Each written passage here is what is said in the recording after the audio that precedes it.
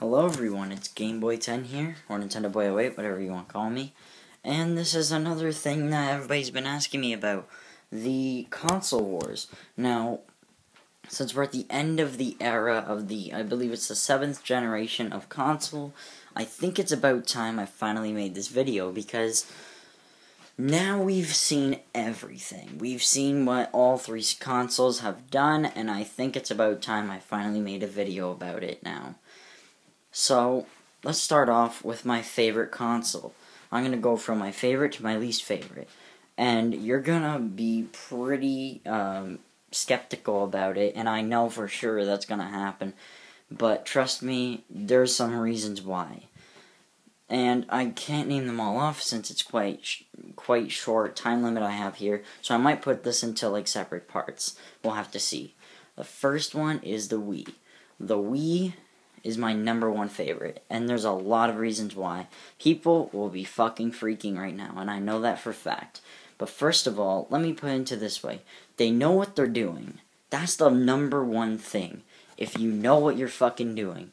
Sony and Microsoft do not exactly know what they're coming from. Microsoft maybe a little bit, because they've already been in the gaming side of the products. But PlayStation has been here for only a good fucking, 10 years? It's like, fuck that shit. That's like nothing. Nintendo has been here for 32 years now? So, hello. No, actually, no, not 32 years. Just under 30 years. But still, that's ridiculously higher than both the consoles combined.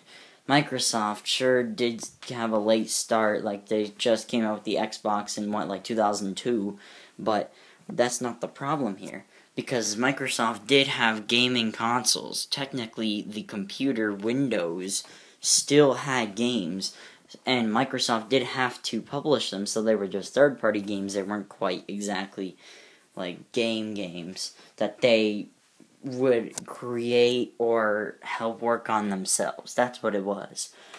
So the realization here is just Nintendo knows what they're fucking doing. They've been doing this for a long time. Their marketing campaign is much more thought out than the other two systems. And they've also had much more adaptations, so the marketing companies can get their way back up. It kind of doesn't sound like it makes any sense, but trust me, it makes sense. What I'm realistically saying here is, let's start off with the Wii Remote and Nunchuck. They first of all had to sell them separately, which already gave people right off the bat plenty of money to take out of their pockets and give to Nintendo. So Nintendo was getting lots of money. That's a good idea, because then they get more money for marketing, and then they can make more better games, and then get even more money. The more money you have, the better games you can create, the happier the fans will get, and the more money they get back again. And it just keeps raising higher and higher and higher. Unfortunately, we haven't really seen that too much, because the 3DS has unfortunately caused them to get into a little bit of bankruptcy, but they've actually gone back up since then, believe it or not, in it was like a 10-15 million sale of copies of the 3DS just recently, so that's pretty cool. Anyway, continuing what I was saying. So, the Wii U, bleh, that's the new console. The Wii, had the Wii Remote and Nunchuck. They also had the classic controllers, so there's an extra little bit of money. GameCube controllers, if you wanted to have them and you didn't already have them, then I pray to God that you actually did, because fucking A, they're awesome. Then that's even more money. All the games, which I guarantee you must have had at least 4 or 5 games for the console at the least. Otherwise, you're really wasting your time with this console. The console itself. So all that money's going into it. Microsoft, on the other hand, has very little games for its Kinect, and PlayStation 3 has the worst games on PlayStation Move. So that's the problem with the other two consoles. Kinect is good, but the problem is with Kinect is, it's first of all $150 separate, and that's with tax, of course, Without tax, it's like 110, and then the plus tax, and then there you go, it's like 150, something like that. PlayStation Move is like fucking $60 or some shit, and then plus the installation of the entire thing is like an extra 30 or something. I don't know, it's some stupid shit. I don't even understand it. But PS Move doesn't have any good games except for one. I think Infamous 2 is available for it. I'm not 100% on that, but that may be the closest I will get to a decent game with PlayStation Move included. Kinect, on the other hand, has like a few games that are like party fun, I guess, but they're still total garbage. The only one I can name off the top of my head that I would play is Sonic Riders, which I don't even think was released yet. So, like, it's just, there's no good games. And again, they're like $150 for both of them in like 100 to 150 buck range. So, like, why the fuck would you buy it? It's another waste of time.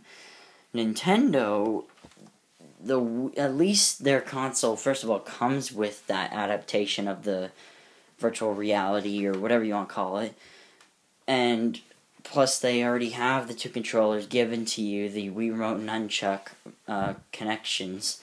They also have the good games available for a decent price, not fucking $70, it's just $50 or lower, which is thankfully enough good. And plus you get games that have very high replay value.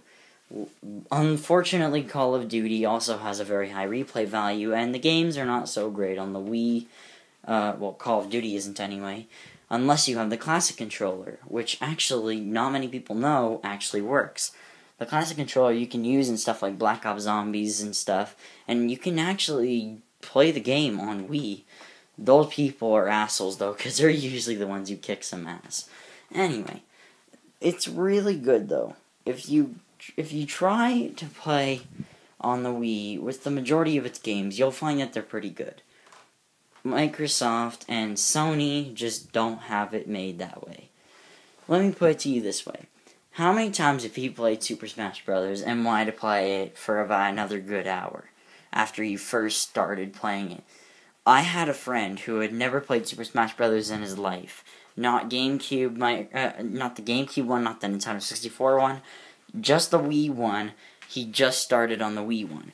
And we were playing together just for fun, and he was like, I fucking love this game. And no kidding, we played it for the rest of the night for a good all-nighter time. No kidding. And we beat the entire Subspace Emissary, we fought a lot of, multiplayer fights, and he got pretty good on the way through there. That's pretty fucking impressive. To get somebody to enjoy a game as much as to play it the whole night with me, that's pretty fucking cool. And, it's also disagreeable sometimes, and it sounds a little ridiculous, but at the same time, it's a hell of a night, and it's just really good that a Nintendo can do something so special like that. And that's why I love Nintendo, because they can do something so impressively interesting that you wouldn't see in Sony or Microsoft's products. You wouldn't see somebody playing Call of Duty for a good, 12 hours unless they're, a chronic masturbating fucking asshole MLG bitch. And yes, I will say that you are a chronic masturbating MLG bitch, and you can kiss my ass, because, in all honesty, it's true, you are. If you do play for 12 hours every day, because that's just obnoxious. Super Smash Brothers, we played for maybe about a total of 7 hours, got through the game, and enjoyed it. And we never had one point of extreme rage, scream, kick yourself in the fucking nuts kind of bullshit. You know what I'm saying? That's the thing I like about Nintendo. And yes, I'm going to have to make this a 3-part video. I've kind of realized this now. And that's just Super Smash Brothers. Think of all the other games that are on this console. Mario Kart Wii is another one that's majorly huge with that. Get a friend to come over and play this shit. You'll probably play it for a good 2 hours. After that, you might stop, because it does get a little repetitive.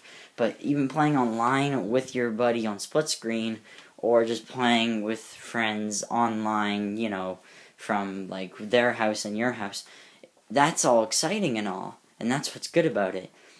Super Smash Bros., same deal. Playing online with your friend is actually quite exciting. And that's what I think of the Wii.